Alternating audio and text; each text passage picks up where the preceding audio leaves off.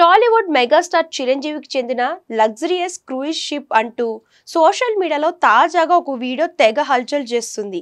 ఈ షిప్ను చిరంజీవి 2023లో 6,075 కోట్ల ఖర్చు చేసి పెద్ద పెద్ద సునామీ భూకంపాలకు సైతం ప్రభావితం కాకుండా చాలా ప్రత్యేకంగా తయారు చేయించారట. అలాగే ఇందులో 350 కంటే ఎక్కువ బెడ్రూమ్లు, 474 కంటే ఎక్కువ బాత్రూమ్లు, షాపింగ్ మాల్స్, సినిమా థియేటర్లు, రెస్టారెంట్లు, వాటర్ పార్కులు ఉన్నట్లు తెలుస్తుంది. ఇక ఈ క్రూయిజ్ కేవలం లండన్, అమెరికా, పారిస్, అండమాన్లలో మాత్రమే పర్యటిస్తుందని, ఈ షిప్ ద్వారా చిరంజీవికి ఏటా 125 కోట్ల ఆదాయం వస్తుందట. అయితే వైరల్ అవుతున్న ఈ వార్తల్లో ఎటువంటి నిజం లేదు. వీడియోలో ఉన్న విజువల్స్ కూడా వివిధ సందర్భాలకు సంబంధించినవిగా వెల్లడైంది.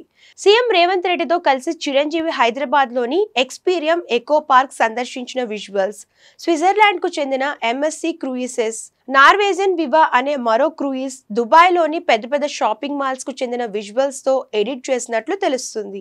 ఇక ఇటీవల చిరంజీవి యూకే పార్లమెంట్ లో అరుదైన ఘనత దక్కింది.